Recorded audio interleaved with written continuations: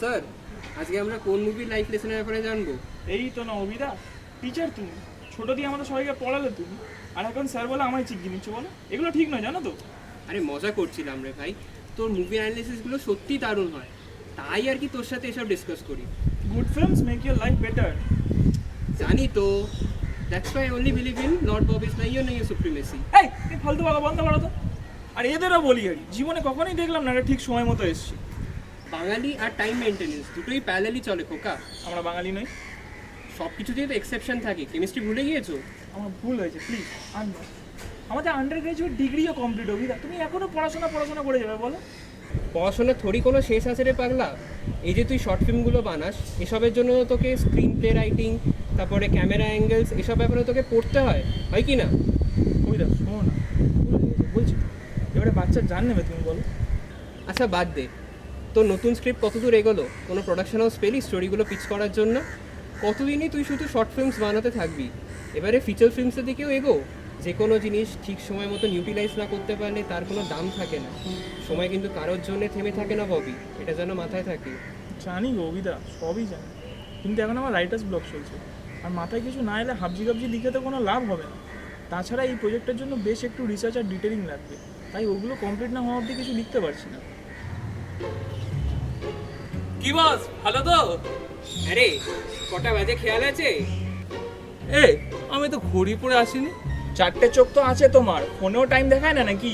আরে ভাও, মানুষের তো একটু তো দেরি হতেই পারে নাকি।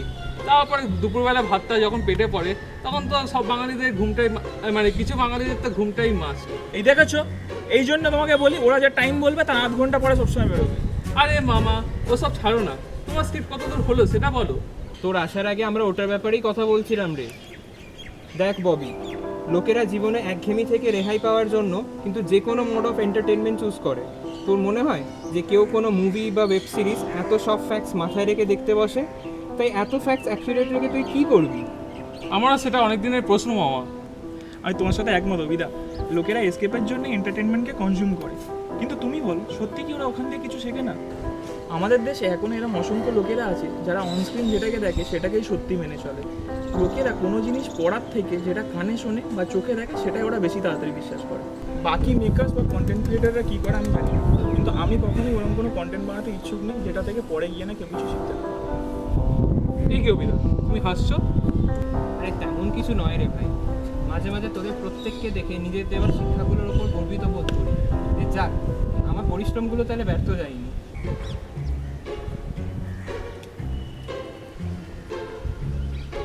ও ভাই সাহ, কি আসছে দেখো। কি রে পিজুস, কটায় আসার কথা আর তুই কটায় আসছিস? লজ্জা করে না তো?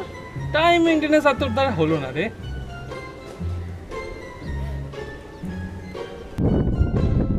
না মানে একটু এত দেরি তো হতেই পারে, তাহলে এত দেরি?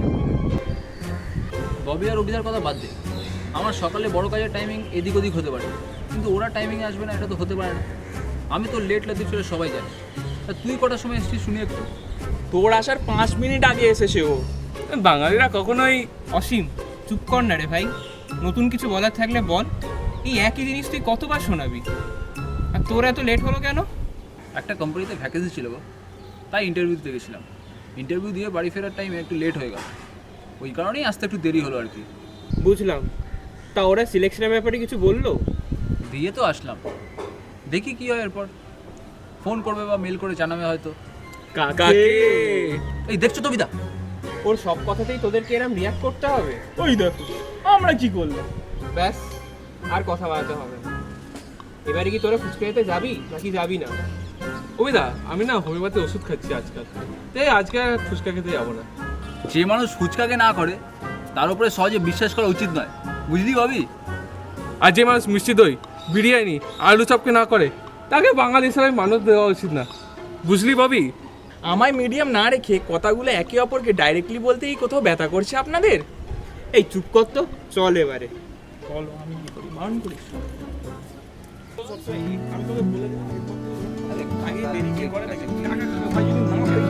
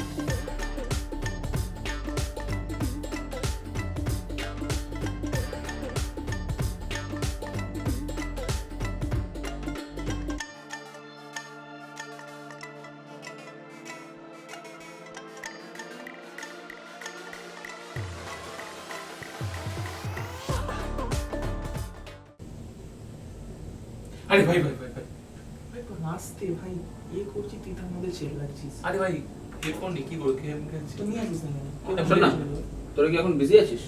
আরে ভাই তোমার জন্য তো আমরা সবসময় ফাঁকা আছি, বলো। হ্যাঁ, এত ফর্মালি জিজ্ঞেস করছিস, যা বলবি বল। আসলে তোদেরকে ওই দিন একটা ইন্টারভিউর কথা বলেছিলাম না, তো ওই কোম্পানি থেকে কিছুদিন আগে কল করেছিল, তো ওরা আমায় সিলেক্ট করে নিয়েছে। কাকা এ তো দারুণ খবর। এবারে খালি জম্পেস পার্টি করা হবে। আরে কি ব্যাপার, সব ট্রাভেল মেকার্সরা একসাথে? ভাই চাকরি হয়েছে কবিতা। দারুণ দারুণ, বাট তোকে দেখে তো মনে হচ্ছে যে you are not happy about that. আমি হ্যাপি অবিদা, কিন্তু কিন্তু আবার কি মানে ব্যাপারটা খুলে বলতো। জবটা আমি পেয়েছি ঠিকই, কিন্তু ওদের এখানকার অফিসে নয়, ওদের হেড ব্রাঞ্চ দুর্গাপুরে। কাল বাদ পরশু আমার জয়েনিং আছে, আমাকে দুর্গাপুর শিফট হতে হবে। তুই পাগল হয়ে গেছিস? তোর মাথা মাথা ঠিক আছে? তুই আমাদের ছেড়ে, এই কলকাতা শহর ছেড়ে তুই দুর্গাপুরে চলে যাবি চাকরি করতে? ওরকম চাকরি করতে হবে না, এখান থেকেই তুই অনেক ভালো ভালো চাকরি পেয়ে যাবি। তুই অ্যাপ্লাই করতে থাক, ঠিক পাবি, দেখবি। কটা ইন্টারভিউ দিয়েছি এখনো তুই জানিস? তুই 22টা, আর তার মধ্যে কটাই সিলেক্টেড হয়েছি? এই একটায়। আর তুই এটাও আমাকে হাতছাড়া করে দিতে বলছিস? জীবনে প্রত্যেক ধাপে কোনো না কোনো ভাবে রিজেকশন আসতেই থাকবে, তা বলে যেটা আমাদের স্ট্যান্ডার্ড না তার থেকে কমে আমরা সেটেল হয়ে যাব? স্কুল আর কলেজ লাইফে কি বলতাম আমরা, যা হওয়ার বা যা করার এখানেই পড়ে এখানেই থেকে এখানেই হয়ে দেখাবো। সেই সব কথাগুলো কি হলো, আজ হাওয়ায় উড়ে গেল।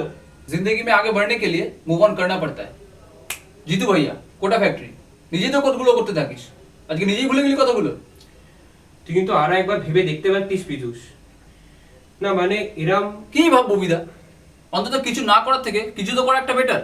সোজাসুজি বল না যে তুই আমাদের ছেড়ে বেরোতে চাইছিস। কি বাচ্চাদের মতো র্যান্ড লাগিয়ে দিয়েছিস বলতো? দুর্গাপুর পশ্চিমবঙ্গের মধ্যেই পড়ে ভাই। চাকরির জন্য লোকেরা রাজ্য ছেড়ে, দেশ ছেড়ে কোথায় না কোথায় চলে যাচ্ছে, আর আমি তো শুধু অন্য শহরে যাচ্ছি। তোরাও চাইলে যখন খুশি আমার সাথে দেখা করতে পারিস, আমিও যখন খুশি চলে আসে তোদের সাথে দেখা করে নেবো। ওরা মনে হয় ভাও, একবার যদি কেউ দূরে চলে যায় তখন কোনো বন্ডিংই আগের মতো থাকে না, তখন যেটা হতে থাকে সেটা শুধু ওই নামকা অবস্থায় চলতে থাকে। ইচ্ছে থাকলেই সব করা যায়, আর ইচ্ছে না থাকলে একটা ছোট কাজকেও বড় বলে মনে হয়। Anyway, I have made my mind. আমি কালকেই দুর্গাপুরে মুভ করছি। তোর আর ববির মতো আমার ফ্যামিলি অত ওয়েল স্টেবল নয় ভাই, যে দিনের পর দিন কিছু না করলেও দিন কাটাতে পারবো। তুই বলতেটা কি চাইছিস? হ্যাঁ, আমরা আমাদের বাবা মার টাকা নষ্ট করছি? বেশি হনুগিরি করবি না, ঠিক আছে? যখন ডিসিশন আগে থেকে নিয়েই ফেলেছিস তখন ডাইরেক্ট বলতিস সেটা। আমাদের কাছে এরকম কনফার্মেশনের ভান নেওয়ার কি দরকার ছিল তো? ববি চুপ করবি তুই? ও যেটা বলছে তুমি সেটা শুনতে পাচ্ছ না? তোকে আমি চুপ করতে বলেছি তো। ওর কথা তো মনে নিস না, জানিস তো একটু শর্ট টেম্পার্ড আছে। তবে তোর যেটা ভালো মনে হয় তুই সেটাই করিস কিন্তু। And we are always there for you brother. অভিদা, থ্যাঙ্কস ফর আন্ডারস্ট্যান্ডিং অভিদা। It's okay. কাল কটার সময় ট্রেন তোর? আমরা তাহলে সবাই তোকে সি অফ করতে যেতাম। কাল রাত 11:55 ট্রেন গো। আর আসলে তোমাদের আরেকটা কথা বলার ছিল, তোমরা কেউ আমায় সি অফ করতে এসো না। আমি মা বাবাকেও আমার সাথে স্টেশনে আসতে বারণ করে দিয়েছি। আসলে তোমাদের ছেলে কখনোই একা কোথাও যায়নি তো, তাই মনটা ভারী হয়ে যায়, বুঝলে? আর এইভাবে ওখানে গেলে কখনোই নিজেকে অ্যাডজাস্ট করতে পারবো না, তাই তোমাদের সাথে আজকে দেখা করে নিলাম। আশা করি তুমি ব্যাপারটা বুঝবে অবিদা। দেখছো তো? ঠিক আছে, তো যদি এটাই ঠিক মনে হয় তুই তাহলে এটাই কর। থ্যাংক ইউ অবিদা। আচ্ছা এবারে চলি, অনেক কাজ বাকি আছে, বাড়িতে গিয়ে ওগুলো করতে হবে, হাতে খুবই অল্প সময়। সাবধানে থাকিস ভাই, আর রেগুলার তোর মা বাবাকে আর আমাদেরকে সবকিছু আপডেট দিতে থাকবি। একদম, তুমি নিশ্চিন্ত থাকো। সাবধানে যেও ভাইয়া, তোমায় আমি অনেক মিস করবো। আমিও ভাই। চলে যাওয়ার আগে ভাইয়ের সাথে একবার বলা মিলে আল্লাহ হাফিজ বলবে না ভাবি?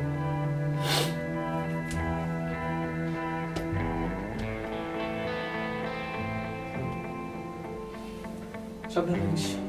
আল্লাহ হাফেজ। এই চ, সব ঠিক হতো এবার। পিয়ুষ নিজের লাইফের নতুন জার্নি শুরু করতে চলেছে, ওকে সবাই ভালোভাবে আলবিদা করো।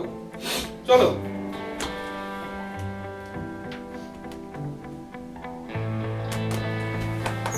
আচ্ছা আমি চললাম তাহলে, আর তোমরা সবাই সাবধানে থেকো আর ভালো থেকো, আর পারলে কিস্তিগুলো একটু আমায় কম মেলো। Stay safe and have a safe journey.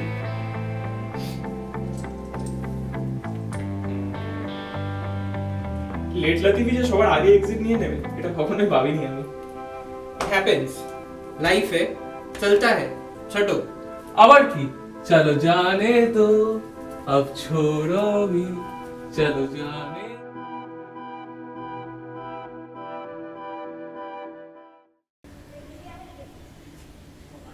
Bobby, অসীমের কি খবর রে?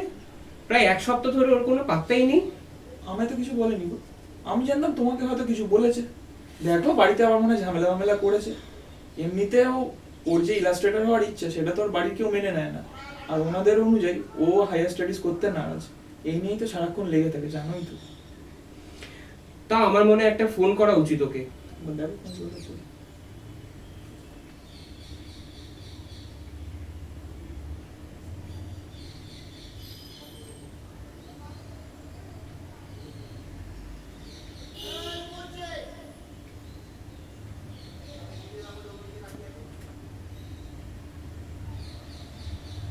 কি হলো? ও ফোন ধরছে না? না রে, কি হচ্ছে? অসীম, কি রে, কোথায় থাকিস বলতো তুই? বিগত এক সপ্তাহ ধরে আমি আর ববি তোর একটা টিকি অব্দিও দেখতে পাইনি। বাড়িতেই আছি কবিতা। কিছু হয়েছে? তোর ভয়েসটা কেমন যেন একটা লাগছে। বাড়িতে অনেক ঝামেলা হয়ে গেছে কবিতা। এখানে কেউই আমার ফ্রিল্যান্স রেজিস্ট্রেশন করাটা মেনে নিতে পারছে না। ওনাদের মতে এর কোনো ফিউচার নেই। আমাকে ওনাদের মতো উচ্চ শিক্ষিত হতে হবে, নাহলে আর বংশের মান সম্মান থাকবে না গো। আর আমিও সেটা কিছুতেই মানতে রাজি ছিলাম না। এই নিয়ে এক কথায় দু কথায় বাবার সাথে ঝগড়া লেগে যায়। আর বাবা ঝগড়া করতে গিয়ে বাবার বিপিএ প্রচন্ড হাই হয়ে যায়। আর এর ফলে বাবাকে সঙ্গে সঙ্গে হসপিটালাইজ করতে হয়। সিচুয়েশনটা একটু বেশি কেওরিক হয়ে পড়ে কবিতা। ফাইনালি আমাকেই বাধ্য হয়ে গিভ আপ করতে হয়। এই কালকেই কটা ইউনিভার্সিটিতে গিয়ে ফর্ম ফিল আপ করে এলাম। 2 weeks পর হয়তো লিস্ট বেরোবে। এইসবই চলছে কবিতা, কি আর বলবো। এত কিছু হয়ে গিয়েছে আর তুই আমাদের একবারও জানানোর প্রয়োজনটুকু মনে করলি না? স্যার বাদ দে, কাকুর কন্ডিশন এখন কেমন আছে বল? বাবা এখন আগের থেকে একটু বেটারই আছে, কিন্তু এখনো হসপিটালে কদিন রাখতে হতে পারে। আচ্ছা, কাকু বাড়ি ফিরলে তাহলে জানাস, আমরা একদিন দেখা করে আসবো। আর তুই সাবধানে থাকিস আর কাকিমারও ঠিক মতন খেয়াল রাখিস। চল রাখছি, take care and stay strong. Tata. কি বুঝে বলো তো ব্যাপারটা? তুই যেটা বলেছিস সেই একই ঝামেলা, তবে এবারে না ব্যাপারটা একটু বেশি কেচিয়ে গেছে। ঝগড়া করে কাকু বিপি এত হাই হয়ে গিয়েছে জনকে হসপিটালাইজ পর্যন্ত করতে হয়েছে। শেষে ছেলে গিভ আপও করে দিয়েছে ফেড আপ হয়ে গিয়ে। আবার শুনলাম নাকি কয়েকটা হায়ার স্টাডিজের জন্য ইউনিভার্সিটিতে অ্যাপ্লাই করেছে। এ কি পাগলা হয়ে গিয়েছে নাকি? বারবার ওকে এই কারণে আমি বলেছিলাম যে এই ব্যাপারটা ভালোভাবে বসে কাকু কাকিমার সাথে ডিসকাস কর, কিন্তু না। এবারে কি হলো? ও সিরিয়াসলি নিজের ড্রিমসের উপরে গিভ আপ করতে চায়? এবারে না ব্যাপারটা ঠিক অন্যবারের মতন মনে হচ্ছে না রে। আফটার অল সবাই যদি যেটা চায় সেটাই যদি পেয়ে যায় সব সময়, তাহলে তো হয়েই গেল বল।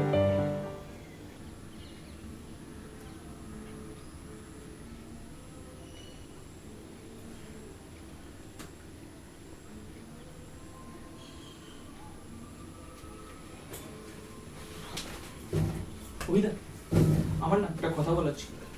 বল, কি বলবি? আমি না বোম্বে যাবো ভাবছি। হঠাৎ? বেশ অনেকদিন ধরেই তো লেখালেখি করলাম আর শর্ট ফিল্মস বানালাম। এবারে আমি ফিচার ফিল্মস বানাতে চাই। তার উপরে এখানে তো এখন আর কেউই নেই, তাই ভাবছি বোম্বেতে গিয়ে প্রোডাকশন হাউসগুলো নিজের স্টোরিগুলো পিচ করব। কারণ না কারোর তো নিশ্চয়ই পছন্দ হবে, আর যদি একবার পছন্দ হয়ে যায় ব্যাস, আর কি চাই।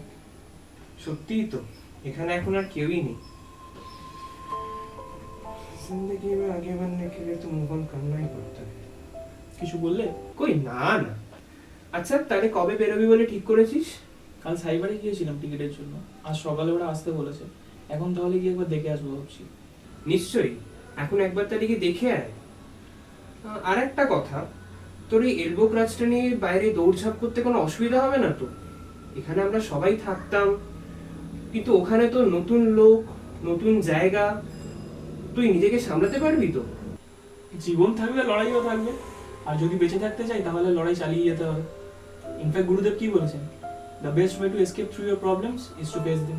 তুই বেশি চাপ নিও না, সব ঠিক হবে। আচ্ছা তাহলে আসছি গুরুদেব।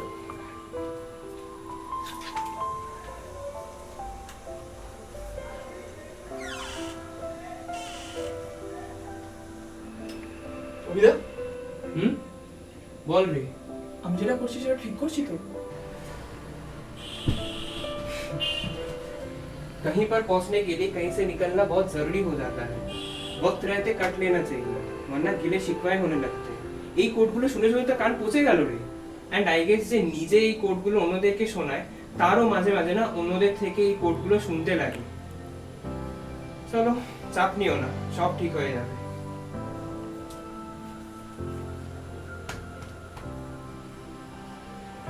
বেশ, তাহলে আসলাম এবার।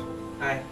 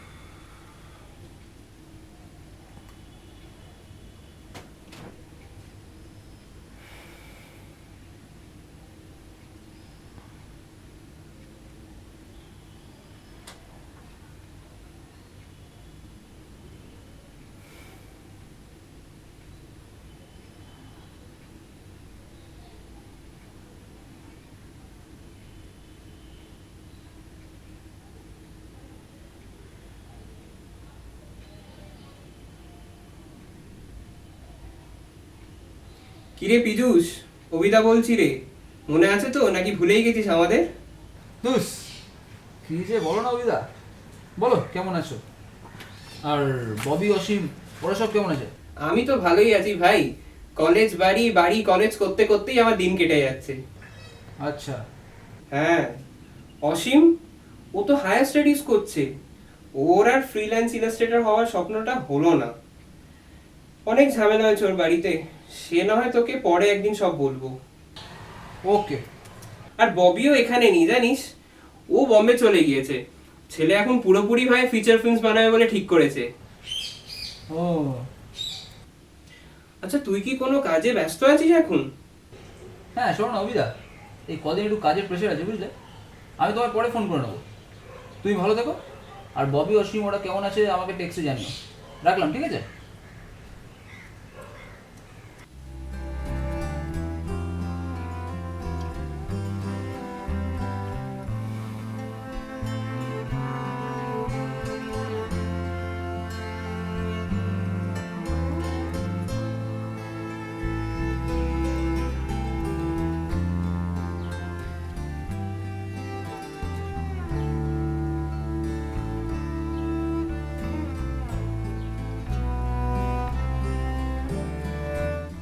কিরে অসীম, কি খবর? কবিতা, তোমার সাথে পরে কথা বলবো, ঠিক আছে? কিছু হয়েছে রে? না না, সব ঠিক আছে। আসলে একটু ডিস্টার্ব আছি তো, কারোর সাথে এখন কথা বলতে ইচ্ছে হচ্ছে না। আমায় একটু টাইম দাও, আমি ঠিক তোমায় সময় পেলে কল করে নেবো। আচ্ছা।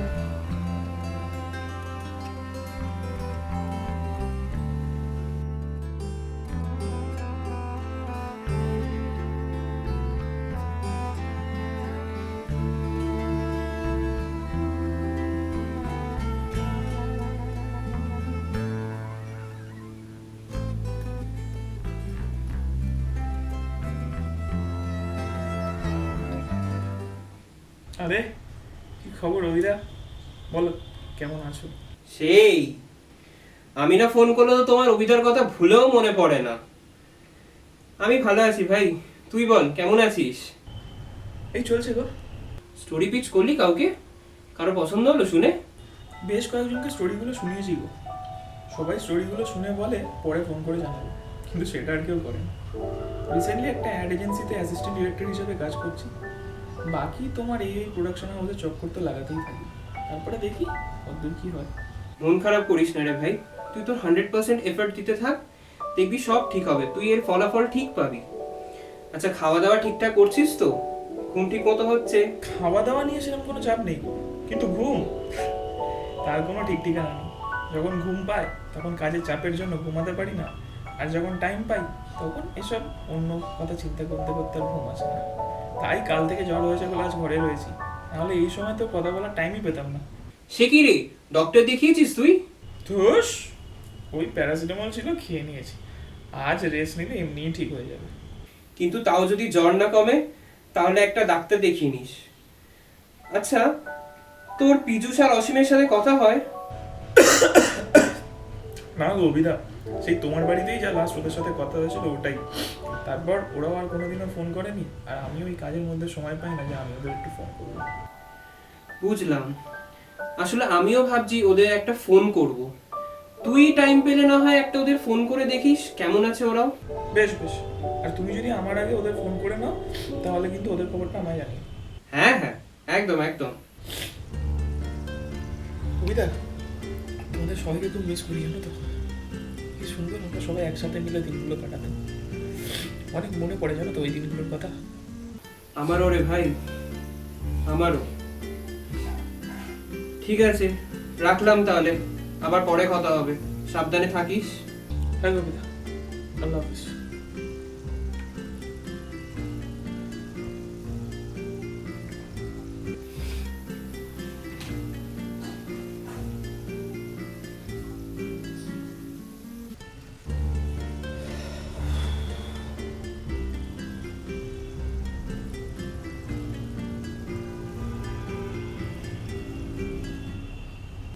হয়তো সবাই ঠিকই বলে, কিছু জিনিস পেতে গেলে কিছু জিনিস ছাড়তে হয়। এক জায়গায় পৌঁছানোর জন্য এক জায়গা দিয়ে বেরোতে হয়। কিন্তু কেউ কি কখনো ভেবে দেখেছে এই এত দৌড়ঝাঁপ লাফালাফি আমরা কিসের জন্য করি? যতই মেটেরিয়ালিস্টিক জিনিসের পিছনে ছোট না কেন, এন্ড অফ দ্য ডে আমাদের কাজগুলো বোঝার বা আমাদের সারাদিনের গল্পগুলো শোনার জন্য যদি কেউ রইলই না আমাদের সাথে, তাহলে শেষে এত সব খাটাখাটনি আর অ্যাচিভমেন্টগুলোর কি সত্যি কোনো মানে দাঁড়ায়? প্রত্যেক মুহূর্তে নিজেকে উপস্থিত রাখা আর প্রত্যেক মুহূর্তগুলোকে উপভোগ করা দুটোই কিন্তু সম্পূর্ণ আলাদা জিনিস। इसलिए जब भी मौका मिले सीज द मोमेंट। কারণ ছবি আর স্মৃতিগুলো সারা জীবনের জন্য আমাদের সাথে রয়ে যায়। ছবিতে থাকা লোকগুলো কোনো এক সময় গিয়ে পাল্টে যায়, আবার অনেক সময় লোকগুলো আর আমাদের সাথে থাকে না। সব প্রমিসেসই ওই অতীতের মায়াজালে জড়িয়ে পড়ে থাকে। অনেক ক্ষেত্রে আবার মায়া কাটানোর জন্য সেই প্রমিসগুলোকেই ইচ্ছাকৃতভাবে ভাঙতে হয়। এই মনটা বড়ই অবুঝ, সব জানে, সবই বোঝে, তবুও সব জেনে শুনে না বোঝার ভান করতে থাকে। এটাই এর স্বভাব, আর এই স্বভাবটাই যে বড্ড বাজে। এই মনের প্রত্যাশা হয়তো কখনোই শেষ হবে না। এক্সপেকটেশন হার্টস, জানা সত্ত্বেও এ আবারও এক্সপেক্ট করবে, মন আবারও ভালোবাসবে, মন আবারও ব্যথা পাবে, মন আবারও তাদের খোঁজ নেবে যাদের ভুলেও হয়তো কখনোই আমাদের কথা মনেই পড়ে না। মন বারংবারই এই ভুলগুলো করবে, আর প্রত্যেকবারই এই ভুলগুলো দিয়ে কিছু না কিছু শিখবে।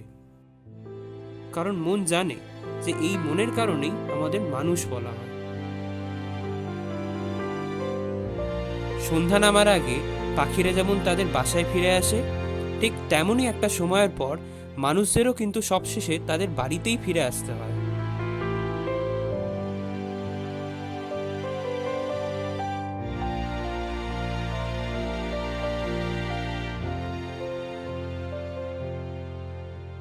কিন্তু সত্যি বলতে সবাই কি আর সন্ধ্যা নামার আগে বাড়ি ফিরে আসতে পারে?